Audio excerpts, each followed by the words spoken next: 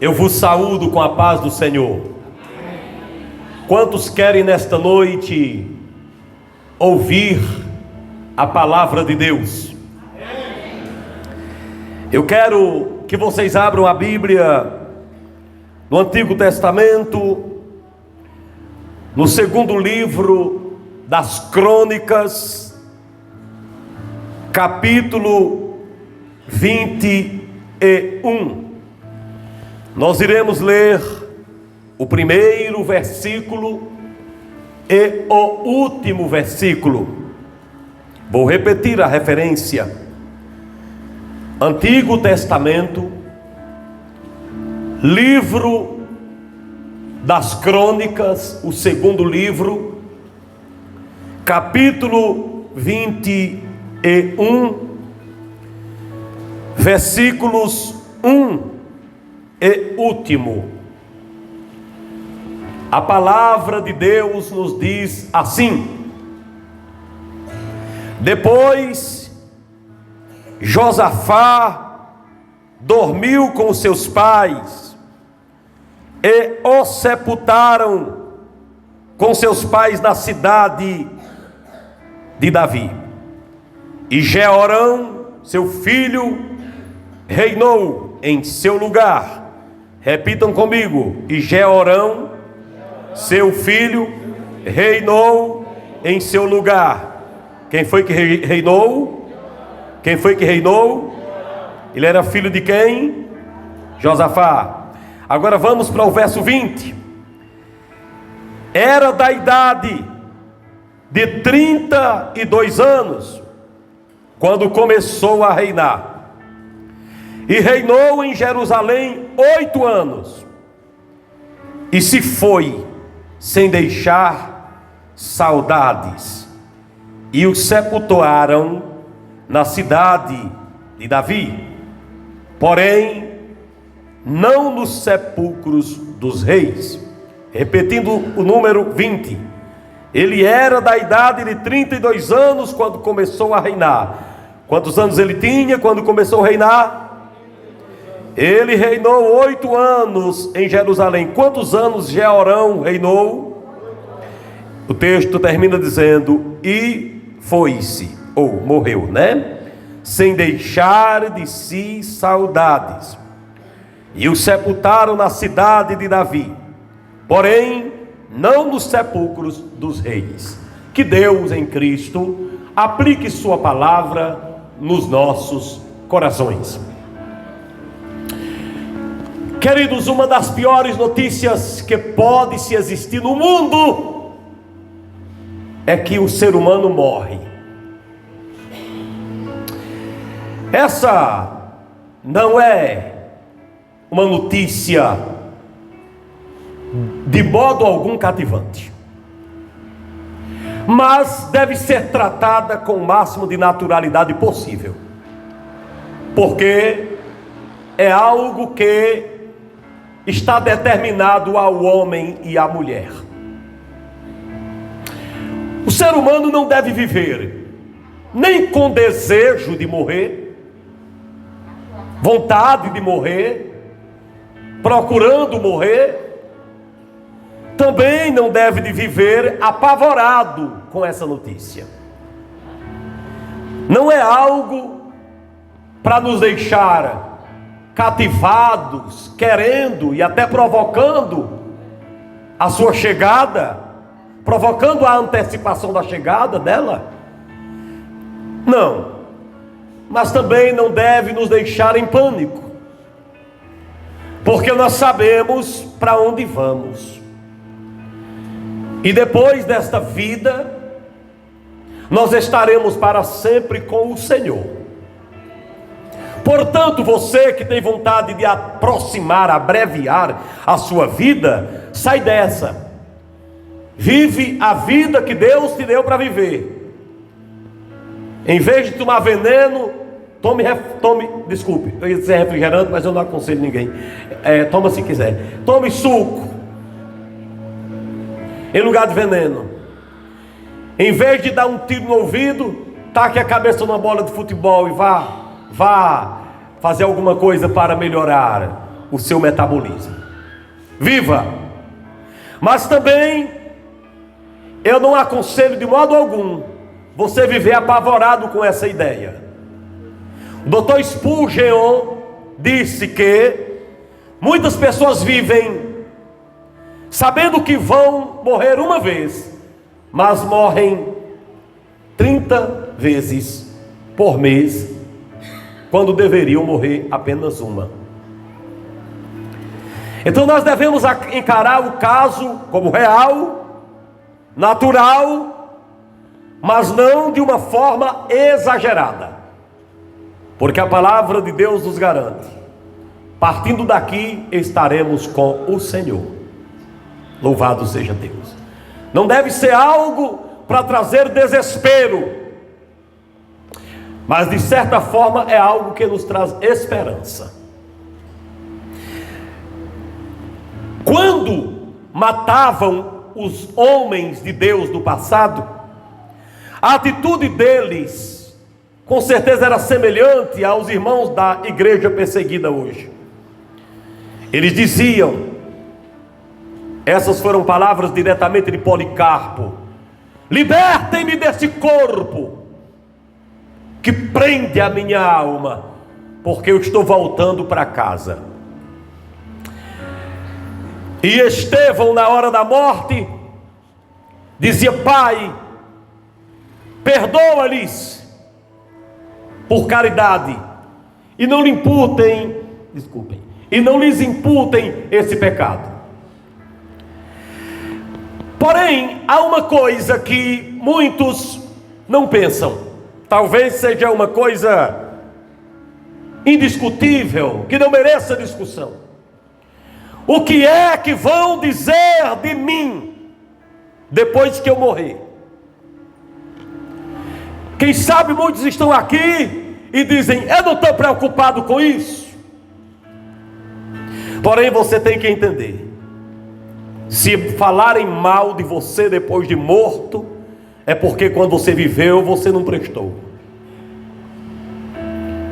Porque normalmente as pessoas, por mais que errem aqui e ali, quando morrem, ainda gera uma certa comoção.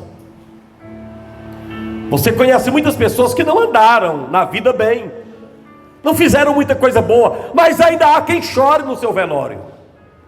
Ainda tem 20, 30 pessoas que acompanham aquela pessoa.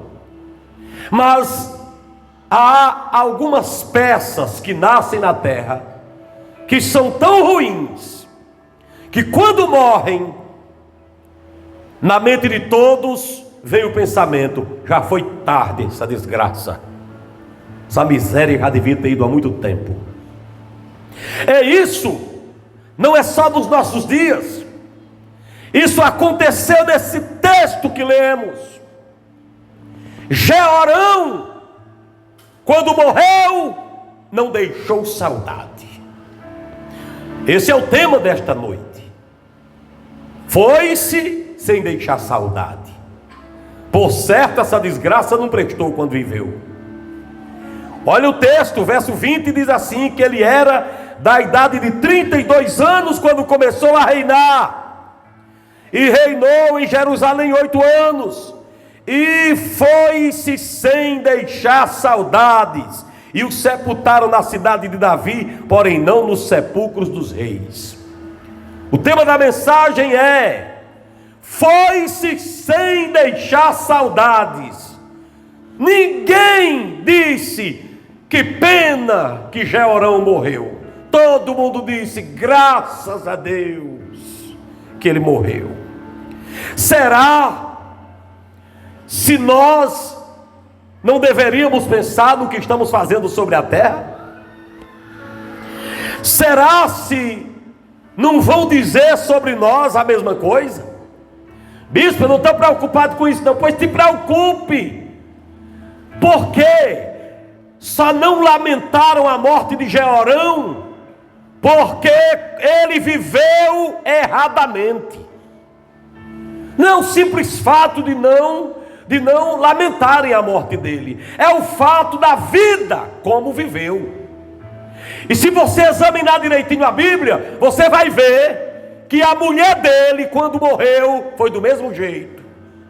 Veja aqui mais na frente, no capítulo de número 23 do mesmo livro, e veja o versículo de número 21.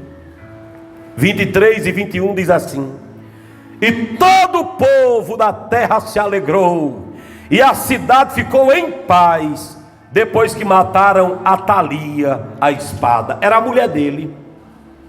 Ô casal infeliz. Um casal desse, eu vou te falar uma coisa, era o cão e a cã. Eita menino. Quando ele morreu, diz aqui, ninguém lamentou. E quando a mulher morreu, diz que o povo se alegrou. Então era ela pior do que ele. Porque quando ele morreu, o povo ainda ficou sem lamentar. Não, tu está com saudade? Isso nem um pouco. Mas quando a mulher dele morreu, todo mundo disse: ei, que bênção que essa infeliz foi embora. Porque ela era pior do que ele.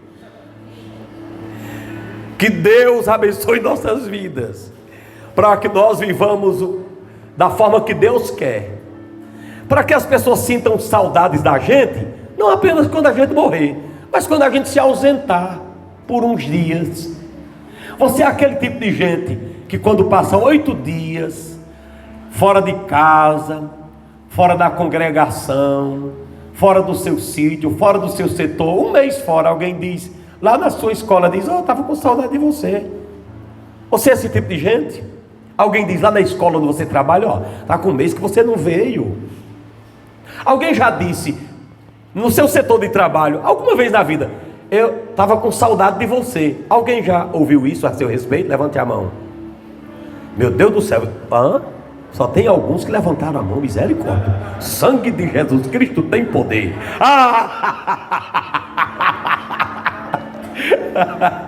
Eu vou perguntar mais uma vez: você sente que deixa saudade quando quando se ausenta da sua cidade, do seu bairro? Você sente que deixa saudade? Levante a mão. Está melhorando, mas ainda tem um bocado que está com dúvida.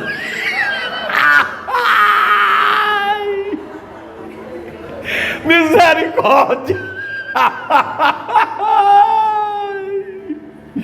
Você já pensou o marido que sai de casa e passa 8 dias fora e a mulher não sente falta? Ou a mulher que vai e passa 1 mês fora, quando volta o marido faz ela ficar triste? Deus tenha misericórdia de nós, que as nossas vidas deixem, por onde a gente passe, deixe saudade. Quando você passa 8 dias num canto, quando você faz uma viagem, chega numa casa, passa 8 dias ali, a pessoa liga: olha, que saudade, você deixou falta aqui em nossa casa. Isso é tão bom, é prova que você é uma boa pessoa. Você trabalhou numa loja, alguém diz: olha, eu estou com saudade de você, você era nesse endereço, que saudade, você faz uma falta tão grande aqui. Eu vou perguntar de novo: alguma vez alguém disse a você que você fez falta em algum lugar? Levante a mão.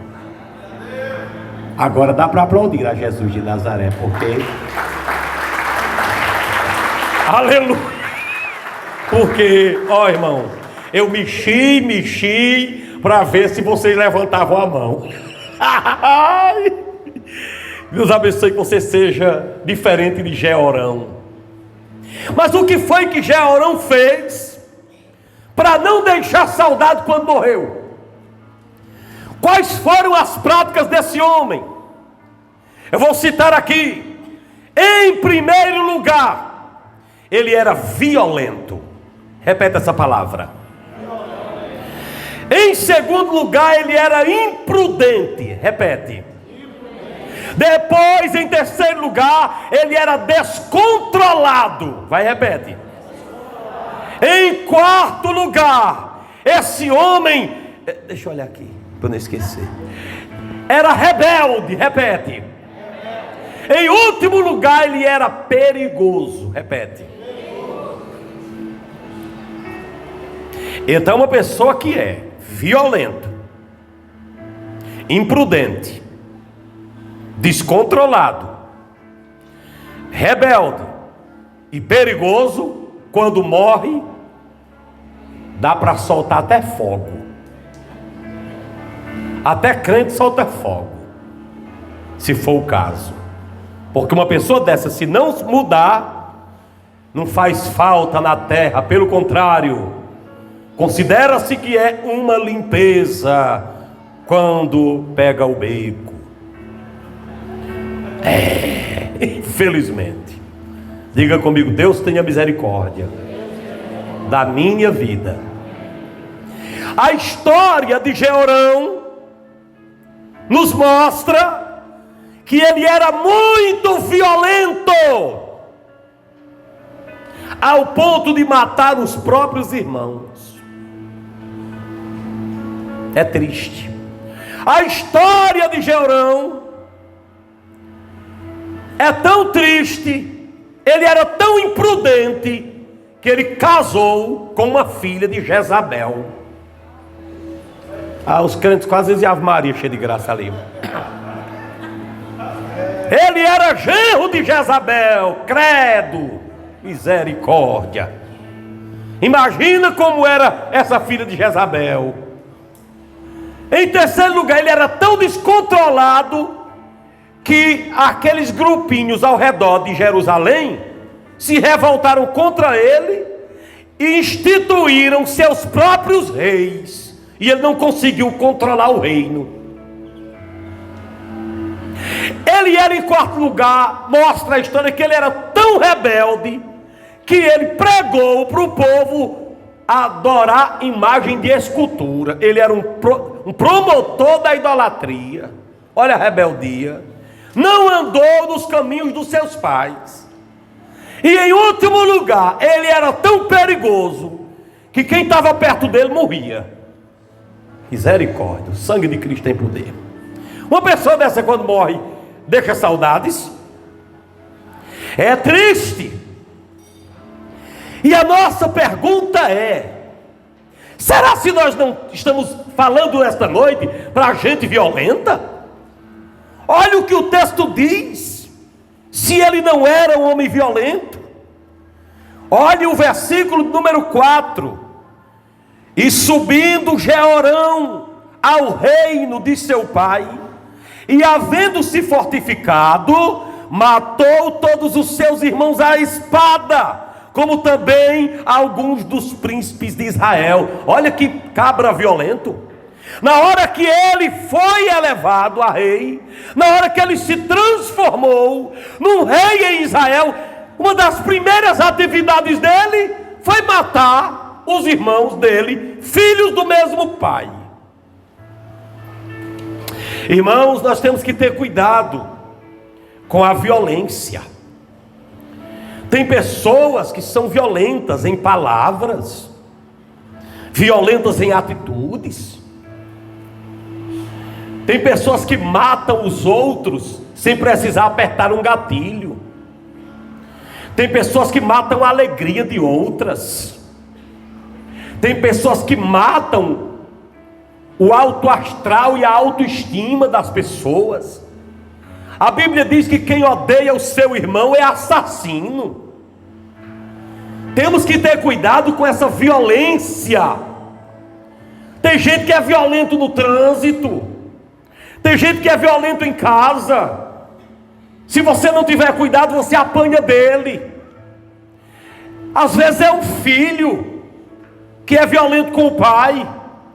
Às vezes é a mulher que é violenta com o esposo. Às vezes é o esposo que é violento com a esposa. Às vezes é o motorista que é violento no trânsito. Há muitas formas de violência. Há tantos outros que são violentos com os animais. Recentemente nós vimos aqui em Brejo Santo um motorista de uma empresa que passou por cima de um cachorrinho dormindo. A violência anda solta. Aí nós vemos, como o pastor orou no início, o mundo como está. A violência, irmão, é uma desgraça. Esse homem tinha o espírito da violência. No dia que ele tomou posse, ele já olhou ao seu redor quem era que ele podia matar. Quem? Aqueles que ele achava que representava problemas para o seu reinado. e ele foi lá e matou essas pessoas. Será que eu não estou tratando nessa noite com alguém violento?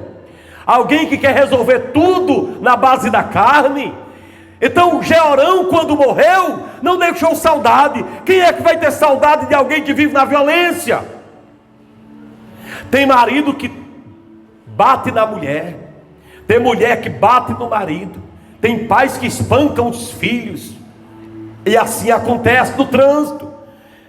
Tem pessoas que batem no outro e vão embora. De vez em quando a gente nota. Agora mesmo vimos um acidente aqui, que a pessoa bateu, deixou o irmão no chão e foi embora. Quem tem saudade de alguém que viveu para fazer o mal, que viveu para assassinar os outros? Ninguém tem saudade.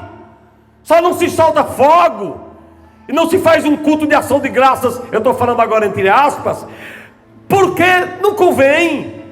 Mas aconteceu com esse homem, quando ele morreu, de tão violento que ele era. Ora, se ele matou seus irmãos, quem atravessasse na frente morria também. Nós temos que nesta noite, irmãos, orar para Deus repreender o espírito da violência que anda solto em várias partes. A gente tem que ter cuidado muitas vezes, até como olha para as pessoas, porque as pessoas interpretam mal, às vezes até um olhar, às vezes as pessoas interpretam mal até uma palavra, e você precisa pedir a Deus por isso, e nunca você ser violento. Tem gente que qualquer coisa ameaça bater, qualquer coisa. Cuidado, senão você leva a mão na cara, como se ele não tivesse uma cara também para levar. Qualquer coisa, eu dou fim em você. Isso é, irmão, o espírito da violência. E o espírito da violência, ele age para inibir as pessoas. Você percebe que tem gente que é assim. Tem filhos que quando vão falar com os pais, eles se falam se tremendo, porque não sabem qual é a reação do pai. Tem marido que quando vai falar com a mulher, ele fala com um jeito tão grande, com um jeito tão melindroso, porque ele tem medo da resposta. Assim tem mulheres, eu vejo, oprimidas, medindo palavras para falar com os seus maridos violentos, porque eles a repreendem ou as repreendem até na frente do povo. Uma pessoa dessa não tem vergonha na cara. Que Deus nos livre do espírito da violência. Que seus filhos em sua casa não vejam você, papai e mamãe, como pessoas violentas, com quem eles não podem desabafar, não podem errar. Que a brandura de Deus e de Cristo esteja dentro de sua casa. Que seu filho, até quando errar, encontre você um amigo para confessar, e não tenha medo de você descobrir o erro dele. Cai por terra todo espírito de violência em nome de Jesus. Quando eu morrer, quando o bispo Omar morrer, eu quero que sintam saudades de mim, e não que digam, já foi embora aquele violento que gostava de espancar o povo e prendia o povo, oprimia o povo. Levante sua mão aqui comigo, todos, por gentileza, e digam assim: Senhor Jesus, me livre do espírito da violência e coloca em mim a tua mansidão. Se você desejar aplaudir a Jesus, aplaude. Mas esse cidadão, esse rei, também era um homem imprudente, porque se ele não fosse imprudente, ele não tinha casado com Atalia, filha de Jezabel. Olha o verso 6: e andou nos caminhos dos reis de Israel, como fazia a casa de Acabe. Vocês sabem que Acabe era esposo de Jezabel. E aqui diz: porque tinha a filha de Acabe por mulher, e fazia o que era mal aos olhos do Senhor. Olha a imprudência. Queridos, vocês que são jovens, cuidado para não se casar com a filha de Acabe, porque a filha de Acabe tem o sangue de Jezabel, e Jezabel botava aquele besta para cima e para baixo, porque Jezabel mandava em Acabe. Acabe era um molenga, e a casa onde o marido não é o chefe, sem ser violento, a casa que o marido não é um chefe, há problema. Jezabel era uma mulher má, ela era idólatra, ela adorava o diabo, e por conta dela a idolatria quis tomar conta de Israel. Nasceu sua filha Atalia, e essa Atalia, filha de Jezabel, filha de Acabe, agora se torna a mulher de Jeorão. Como que esse homem vai fazer um bom ministério se é casada ou casado com uma pessoa que nem Atalia? Ela era tão ruim, puxava a mãe dela.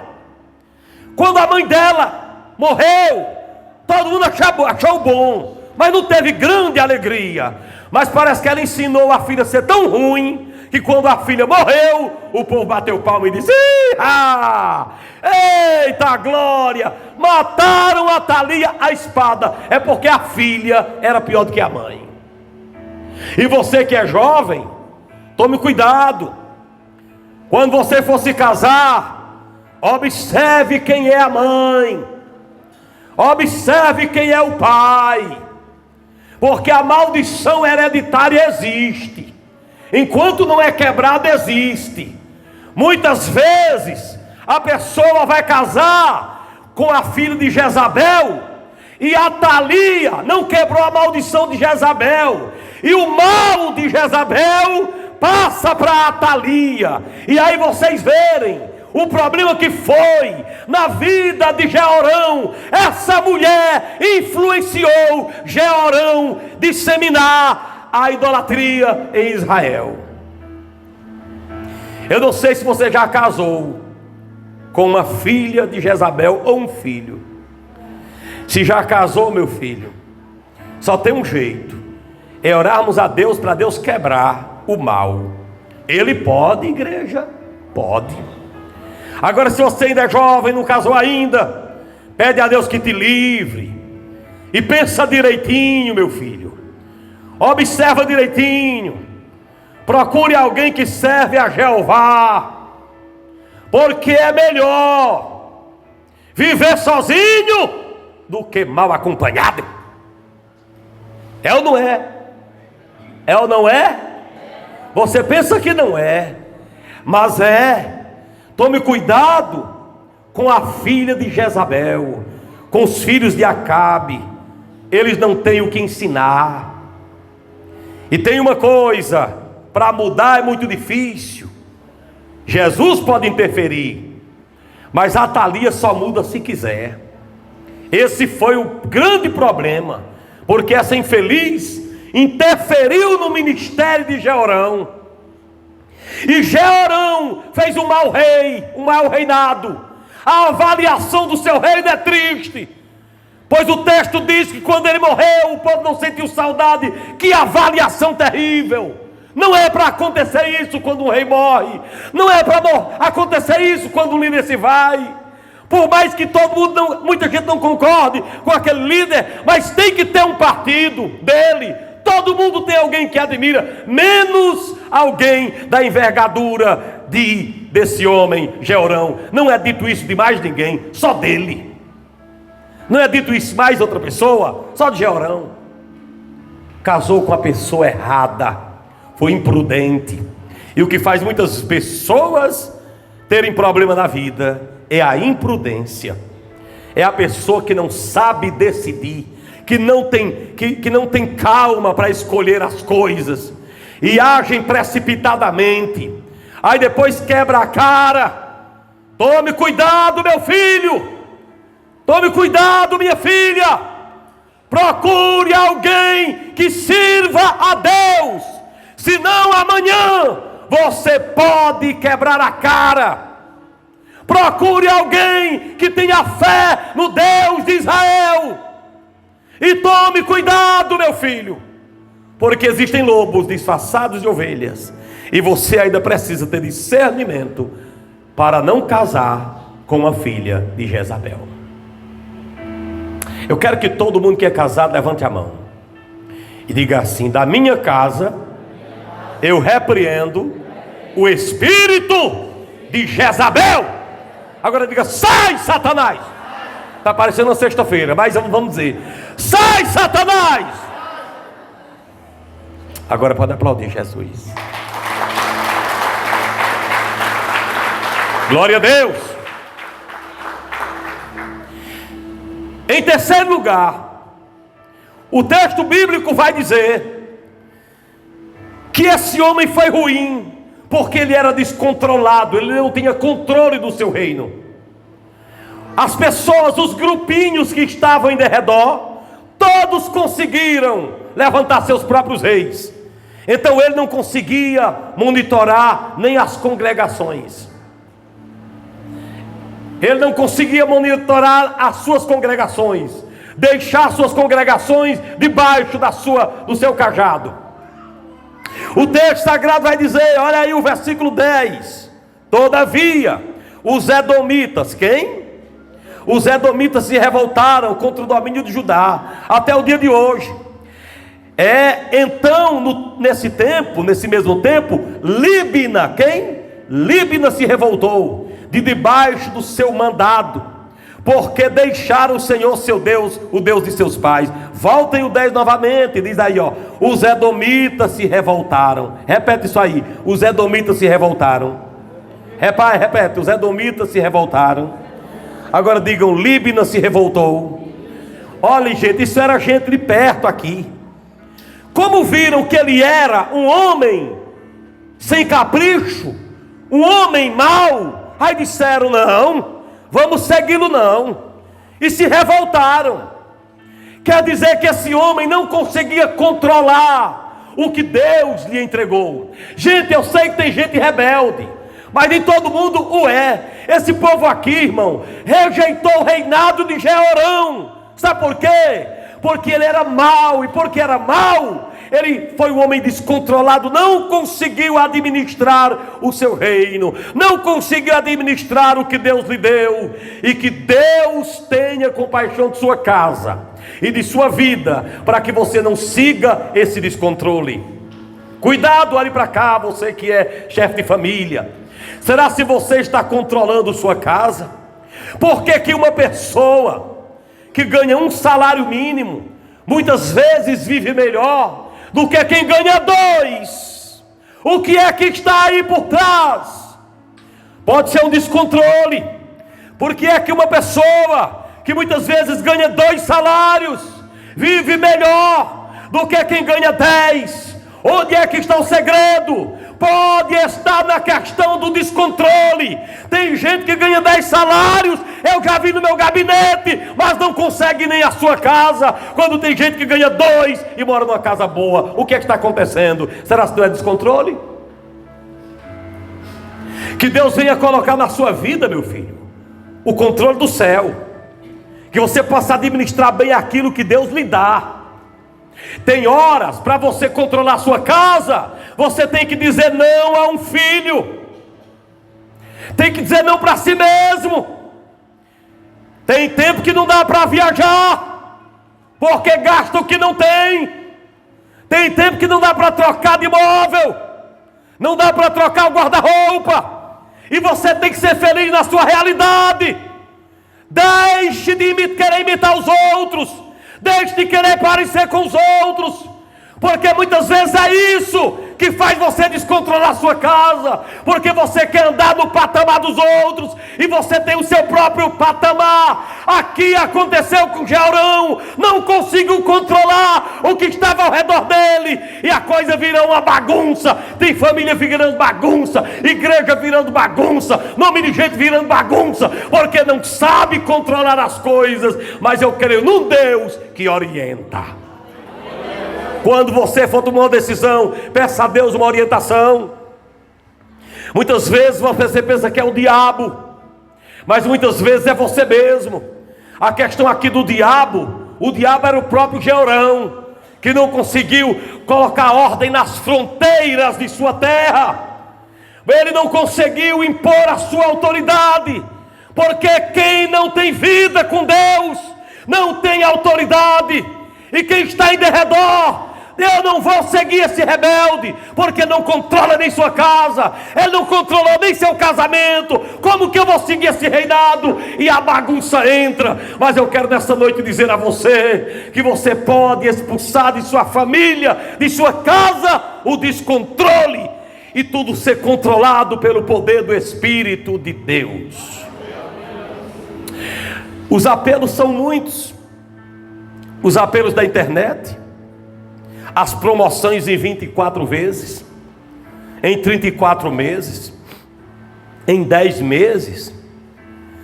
Ou você deveria comprar uma Hilux. Você não sabe, a prestação é mínima, é só R$ 1.800 por mês. Aí você ganha 3 e diz, dá para eu pagar. Aí quando você vai ver, são quase 300 meses. Aí você ganha 3, se compromete com mais da metade. Como que você vai viver do resto? Como é que vai ser? E muitas vezes você tem que impor em sua casa e dizer, não, quem comanda o que Deus lhe deu é você. Não importa como é que os outros andam, os outros podem ter um patamar diferente. Então você tem que ser feliz com a realidade que Deus lhe deu, e não tentar imitar ninguém, para que você possa controlar as suas fronteiras. Que Deus derrame na sua vida nessa noite o poder do controle. Mas você só controla se você for contente. Você não controla sem contentamento. Você só controla as coisas se você for contente com o que Deus lhe dá. Quem não é contente nunca será com nada. Paulo disse, aprendi a viver contente em toda e qualquer situação. Essas pessoas que quando chegam a uma festa, que não conseguem comprar 3 tipos de roupas para vir para a igreja, são descontentes. Elas sempre compram, aí depois ficam agoniadas para pagar, e as pessoas na porta. Isso é uma tristeza. Contente-se que você controla. Contente-se que você consegue controlar as suas fronteiras. Nem sempre dá para trocar de roupas em todos os cultos. Nem sempre dá para você dizer, já fui com essa roupa semana passada, não posso ir com ela. Às vezes você tem que vir com ela mesma e ser feliz desse jeito, porque a maior felicidade do mundo é ter Jesus no coração, e não é trocar de roupas toda semana. Então você nessa noite tem que ter de Deus, pedir de Deus o controle nas suas fronteiras. E o que são suas fronteiras aqui? Aquilo que Deus lhe deu para controlar.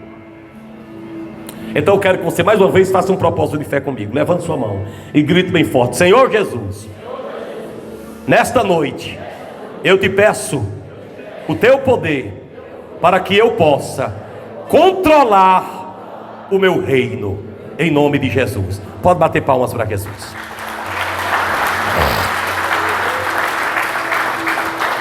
Em penúltimo lugar, ninguém sentiu saudade desse homem, porque ele tinha uma outra característica terrível, que era a característica da rebeldia. O bicho era rebelde. O texto sagrado vai nos dizer que ele fez tanta coisa ruim, que Elias uma vez lhe mandou uma carta. E eu achei muito interessante, olha o versículo 12, que diz assim: então veio um escrito, na tua Bíblia tem carta, não tem? Então veio um escrito no 12. Qual é a Bíblia que tem carta aí? Carta, né? Pronto. Então veio uma carta, um escrito, da parte de quem? De quem? De Elias, um profeta. Isso é muito sério. E a carta dizia assim, preste atenção: assim diz o Senhor, Deus de Davi teu pai, visto que não andaste nos caminhos de Josafá teu pai, e nos caminhos de Asa, rei de Judá, mas andaste nos caminhos dos reis de Israel, e te fizeste corromper a Judá e aos seus moradores de Jerusalém, segundo a corrupção da casa de Acabe. Também mataste teus irmãos da casa de teu pai, que eram melhores do que tu. Eis que o Senhor te ferirá com grande flagelo. Olha para cá. Ele tinha ensinado Israel a idolatrar. A mulher dele botava na cabeça: olha, bota aí um Baalzinho para a gente adorar, e prega para o povo vir adorar, para o culto de Baal. Não, eu não posso, que eu sou... Mas filho, toda igreja é uma só, toda religião é uma só, todo Deus, importante é Deus, importante é um Deus. Nosso Deus é Baal. Então coloca lá um Baalzinho. Mamãe ensinou isso para mim, que a gente tinha que adorar Baal e ensinar nossos meninos em nossa nação. O besta pegou e começou a pregar: ei, agora nós temos um Deus também aqui, outro Deus chamado Baal. Daqui a pouco todo mundo estava adorando imagem de escultura em Israel. Aí Elias soube. Diga comigo, glória a Deus. Vou dizer de novo: Elias ficou sabendo. E quando o profeta sabe, ele não fica calado. Aleluia. Vou dizer de novo: quando o profeta sabe de uma desgraça dessa, ele não fica calado. Se você for homem e mulher de Deus, quando você vê uma desgraça dessa acontecendo, você fala. Agora, diz aqui que ele mandou uma carta. Eu fiquei impressionado. Por que ele mandou a carta e ele mesmo não foi? Quer ouvir? A gente manda uma carta em algumas circunstâncias. Primeiro, quando a gente está longe demais e não pode chegar perto. A distância, então escreva, vai deixar lá. Assim era naquele tempo. Hoje é mais um e-mail, uma coisa, uma mensagem via WhatsApp, alguma coisa dessa natureza. Outra coisa, a gente não vai a gente mesmo quando não compensa. Eu vou dizer, não acho graça não acho graça não, viu? Mas tem gente que não compensa nem a viagem. Tem gente que não compensa nem a gasolina. Tem gente que é tão ruim que não compensa nem o desgaste dos pneus. Então você manda uma carta. Jeorão não prestava para nada. Então das duas uma, ou Elias estava longe demais, ou disse: isso não merece nem eu chegar perto. Escreveu uma carta sentenciando: visto que não andaste nos mandamentos de Deus, segundo andou teu pai. Porque às vezes eu fico pensando: como é que um homem que nem Josafá tem um filho tão ruim que nem Jeorão, e um cabra tão ruim que nem Saul tinha um filho bom que nem Jonas? Olha para a pessoa que está perto de você, se puder, e diga: é mistério. Como que uma pessoa é tão boa que nem Josafá e nasce uma praga dessa? O que foi? Qual foi o capeta que entrou? E como é que o infeliz é tão ruim que nem Saul e tem um menino bom que nem Jonatas? Tem que entender as coisas. Não tem que entender tudo não, irmão. Tem coisa encoberta que só Deus é que sabe resolver. Sim ou não? Sim ou não?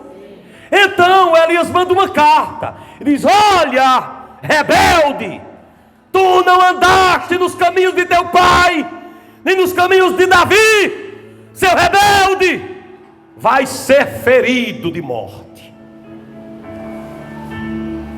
Tem gente que quer só uma palavra de aconchego, né? Mas o profeta, meu filho, a palavra é essa: se fizer o que é certo, receba a vitória. Se não fizer, receba a sentença de Deus. E Deus mandou dizer para esse cara: tu serás ferido. Por que ele seria ferido? Porque foi rebelde, fez o contrário do que Deus mandou. E ninguém nesse mundo se dá bem fazendo o contrário do que Deus manda. Ninguém. Uma hora paga, porque de Deus não se zomba. Se você está aqui nessa noite e fez qualquer coisa errada até hoje, você pode se converter hoje, que Jesus perdoa todos os seus pecados. Agora, se você continuar na rebeldia, espere que Elias vai mandar a carta. E na hora que a carta chegar, pode preparar o caixão. Diga comigo: Deus tenha misericórdia. Uma mensagem como essa, irmãos, é para refletir. Uma mensagem como essa é para você sair daqui e dizer: rapaz, eu vou me ajeitar, eu nem vou ser violento, nem vou ser imprudente, nem vou ser descontrolado e nem vou ser rebelde, porque tem um acerto de conta. A coisa não acontece erradamente para sempre, não. Uma hora chega Elias com a carta, ou então a carta de Elias. Às vezes, irmão, preste atenção, você pode ir, você mesmo leva o recado, mas às vezes é você que tem que mandar a carta. Deus vai lhe dar direção em cada momento. Tem horas que você for meio, você mesmo, você não é ouvido, mas se mandar a carta é lida. Quem entendeu, dê glória a Jesus. Quem entendeu, dê glória a Jesus. Agora, esse homem morreu sem deixar saudades, não apenas por essas 4 coisas, mas teve uma quinta. Preste atenção. Esse homem morreu sem deixar saudade. Vocês estão lembrados? Primeiro, porque ele era violento. Em segundo lugar, porque era imprudente. Em terceiro lugar, porque era descontrolado. Em quarto lugar, porque ele era um homem rebelde. Mas em último lugar, esse homem tinha uma qualidade péssima: ele era perigoso. Quem estava perto dele morria. Cuidado para você não estar ao lado de um amaldiçoado, porque se vier uma flecha contra ele, pode acertar em tu. Diga comigo: o sangue de Jesus tem poder. Dá para dizer mais alto? Ou que se fosse na igreja católica, todo mundo já tinha dito: Ave Maria cheia de graça. Então diga comigo: Deus tem misericórdia de mim, e o sangue de Jesus tem poder. Eu vou ler para você ver aqui. Olha aqui o que diz a palavra de Deus. Versículo de número 16 em diante, diz assim: despertou o Senhor contra Jeorão o espírito dos filisteus e os arábios que estão à banda dos etíopes. 17. Eles subiram a Judá. Subiram onde? E deram contra ela. Deram contra quem? E levaram cativo toda a fazenda que se achou na casa do rei, como também seus filhos. Quem? E suas mulheres. Quem? De modo que não lhe deixaram nem filho, senão um moço, o mais moço dos seus filhos. Preste atenção. Na hora que esse homem aprontou o que tinha de aprontar, lá vem os inimigos. Quando os inimigos chegaram, levaram tudo que Judá tinha, acabaram com o que os filhos de Jeorão tinham. Então os filhos pagaram, os netos pagaram, os vizinhos pagaram. Quem estava perto levou peia. Quem estava perto sofreu. Muitos morreram. Esse homem era um perigo, era um imã para a malignidade. Quem estava perto atraía desgraça. Deus tenha misericórdia da nossa vida. Deus tenha misericórdia de você. Que você esteja perto de gente abençoada, porque quem está perto de gente abençoada pode herdar a bênção de Deus também. Esse homem era periculoso. Se tivesse perto dele, podia morrer. Quando vinha o problema para ele, vinha para quem estava perto. Tome cuidado, meu filho. Por isso que a palavra de Deus diz, no Salmo de número 1, bem-aventurado é o homem que não anda no caminho dos ímpios, não se assenta com os escarnecedores, não anda com aqueles que zombam. Antes o seu prazer está na lei do Senhor, e na sua lei medita de dia e de noite. Por conta dessa rebeldia, dessa periculosidade, desse descontrole de Jeorão, por conta desse homem que era tão perigoso, desse homem que era rebelde, por conta da sua imprudência, por conta de sua violência, quando ele morreu, ninguém sentiu saudade.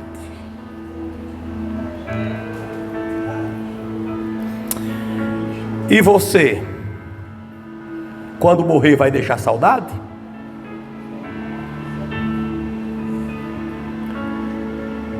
Tomara que você viva 100 anos. Particularmente, eu acho que o homem pode viver muito, conforme sua vida com Deus, conforme uma série de coisas, despreocupação, falta de estresse, sua vida pode ir lá para frente.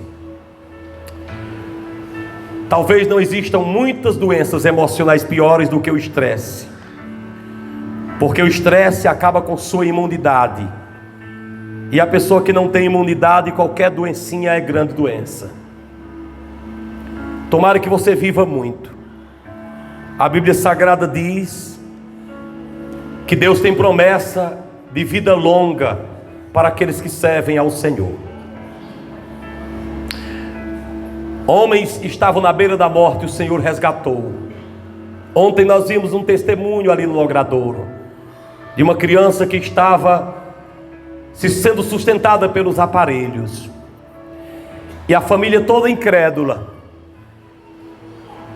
E os irmãos foram lá e oraram, e os médicos disseram à mãe: se prepare, porque ele já não resiste mais. Quando tira os aparelhos ele para.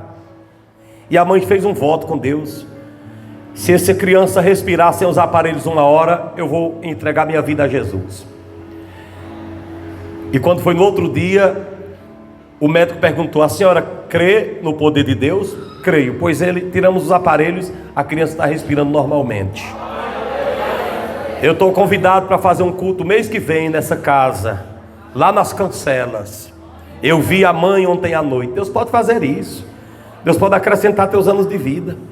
Você está pensando muitas vezes que está bem pertinho de morrer, e Deus dizendo: pode se preparar, Eliseu, que tu ainda vais ungir rei, sacerdote, que glorifica a Deus. Então você que está aqui nessa noite, você não pense assim, pense no que Deus diz e na promessa dele. E você que tem passado pela sua mente tirar a sua própria vida, deixe de bobagem. Sirva a Deus, venha para a casa do Senhor, deixe isso nas mãos do Senhor. Agora uma coisa é certa: quando Deus te tirar da terra, que Ele tirará todos, que você não deixe um rastro mau, que você deixe um bom rastro, de um cidadão, de um bom homem, de um bom pai, de um bom líder. Que coisa feia alguém partir e dizer: ó, sabe onde foi que fulano partiu? Pois ele estava dentro de um bordel. Você sabe que quem ganhou para Jesus morreu dentro de uma coisa assim? Porque foi para o mundo. Que coisa feia. Onde foi que ele morreu? Não, ele estava dentro de uma boate. Foi lá ver mulher pelada. É assim. Não, ele estava lá em tal lugar, numa bebedeira. Não, ele estava atrás de uma mulher, de um homem, de alguma coisa dessa natureza. Estava roubando. Vão lamentar como? Estava falcatruando. Estava procurando briga, procurando confusão. Estava fazendo coisas erradas. Que rastro essa pessoa vai deixar? Não! Ele não dava uma esmola a ninguém, não ajudava ninguém. Quem faleceu foi aquele irmão da igreja. Ele era um perseguidor da igreja. Ele só vivia falando mal da igreja. Não deixe que esse dia na sua vida, não permita que seja uma limpeza. Seja uma boa pessoa. Seja um bom homem. Deixe de violência. Deixe de falar besteira. Deixe de falar asneiras. Deixe de se achar melhor do que os outros. Deixe de se achar uma grande pessoa. Você é nada. Você é pó e cinza. Você é apenas uma casa de barro. Você tem uma aparência que amanhã se acaba. Pare de judiar com as pessoas que estão perto de você. Respeite seu pai. Respeite sua mãe. Respeite sua esposa, respeite seu marido, respeite seus vizinhos, respeite sua igreja, para que quando você morrer, não digam que já devia ter morrido há muito tempo. Não seja mal, para alguém não estar dizendo: meu Deus, leva logo essa praga, tira essa praga dessa cidade, tira essa praga dessa família, desse bairro. Não seja assim. Seja alguém que alguém goste de você. Faça de tudo para agradar as pessoas. Eu sei que você não vai agradar todo mundo, mas não seja mau. Saiba se expressar, respeitar o direito dos outros, mesmo que você não concorde. Saiba discordar com maestria, com humildade. Não seja um perseguidor de sua própria família, dos da sua própria casa. Não mate os sonhos dos seus irmãos. Não seja uma pessoa de observações pejorativas. Tem gente que só sabe fazer observações pejorativas. Você não sabe que isso mata a autoestima das pessoas. O que é que você tem com a grossura de alguém? Se ele é gordo, se ele é magro, se ele é alto, se ele é baixo. O que é que você tem com isso? Se meta na sua vida para ninguém desejar que você morra. Sua mãe teve você, seu pai teve você, cuidaram de você, e você tem vergonha de andar com eles, judeia com eles. Você não tem medo de morrer, não. A Bíblia diz: honra teu pai e tua mãe, para que se prolonguem os dias na terra que o Senhor Deus te dá. Deus não quer que você seja ruim. Deus quer que você seja que nem Jesus. Ele era manso e era humilde de coração. E a Bíblia Sagrada diz que nós devemos andar como Jesus andou. Será se as pessoas verem Jesus em nós, em nossas palavras, em nossas vidas, em nossas atitudes? Será se meus filhos têm medo de mim? Será se eu sou um monstro quando estou chegando em casa? Ou os meus filhos sentem falta quando eu não chego na hora certa? Ah, meu irmão, eu desejo que todos vivam muito. Que venha na sua vida nessa noite a unção da longevidade. Quem está recebendo aí? Que Deus te dê vida longa. Recebe? Que tua vida seja longa. Muitos que estão me acompanhando nessa noite, quem sabe, estão passando uma situação tão difícil, uma enfermidade, um desespero, uma depressão, e você diz: meu Deus, o que é que eu vou fazer? Quem sabe você já está até se despedindo dessa vida, fazendo planos. Eu entendo o que é isso. Há uns 15 anos, 12 anos, eu fiz planos. Eu chamei minha esposa e disse: olha, vamos começar a pagar a minha aposentadoria. Por quê? Eu disse: não, é porque para você ficar pelo menos com salário, porque eu sei que eu vou morrer. E ela disse: não, vamos começar a pagar para a gente desfrutar juntos, depois que você se aposentar, 60 e pouco. Eu disse: mas eu não vou viver. Eu sei o que é isso, ver o cheiro da morte. Eu sei. Então eu já estava muitos dias sem dormir. Eu acometido de uma fobia social aguda, que por pouco não vira síndrome do pânico, depois que o meu pai morreu, e depois que o pastor Edinaldo morreu, e depois que meu avô morreu. Essas 3 mortes me deixaram com a sensação de morte, a certeza. Então eu saí de casa, fiquei na casa do irmão meu e tive certeza que Deus ia me levar. Pela madrugada, eu sem dormir já havia dias, eu caí no sono, e eu fui levado em espírito a um lugar desconhecido. Era um corredor muito longo, e veio um ser ao meu encontro, e bateu numa porta, e disse assim, falou pelo nome do meu pai: Mauro. E a voz respondeu lá de dentro: oi. Era a voz de papai. E aquele anjo disse assim: virá uma pessoa para acompanhar você. E eu via quando papai saía por aquele quarto e dobrava um corredor. E eu me acordei com aquela visão. Aí eu me sentei na cama e disse: Senhor, estou sabendo. Vem dias que eu venho sentindo que o Senhor vai me levar. Eu não cheguei a conversar com os mortos. A Bíblia faz uma proibição de invocação aos mortos, mas eu não estava invocando. Deus pode dar uma visão, que nem deu a Jesus e deu a João, a Pedro, de verem os mortos. Pode acontecer de você ver. Eu sentei na cama e disse: Senhor, eu tenho 12 anos de ministério, ia fazer 13. Se o Senhor me levar, eu não deixei nada para minha esposa. Eles vão passar necessidades, na minha opinião. Me acrescente anos de vida para eu cuidar da igreja. Eu sei o que é isso. Senti que a morte está próxima. Quando eu comecei a orar e pedir isso, para cuidar da igreja, cuidar da minha família, eu caí novamente naquela revelação. Dormi e a revelação entrou.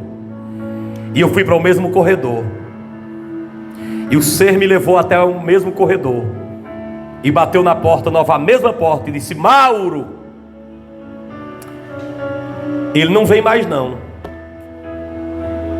E eu me acordei e disse: obrigado, Senhor, porque eu sei que agora eu vou viver para cuidar da minha família. Isso já tem 15, 16 anos. Eu sei o que é sentir a presença da morte pertinho, mas sei de um Deus que pode acrescentar anos de vida a qualquer um de vocês, independente do que você esteja passando. Eu quero orar por você nesta noite, para que Deus te faça um homem e uma mulher íntegros em sua presença, em que você deixe saudade, não quando morrer apenas, mas você deixe saudade até quando deixar esse culto aqui. Não é todo mundo que vai sentir saudade não, mas tem alguém que vai sentir saudade de você. Amém, igreja? Fica de pé.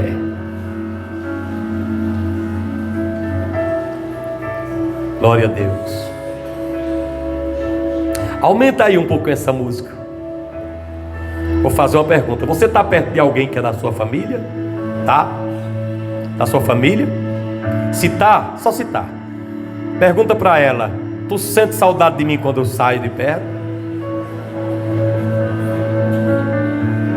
Amém. Glória a Deus. Glória a Deus. O Senhor nessa noite está nesse lugar. Canta!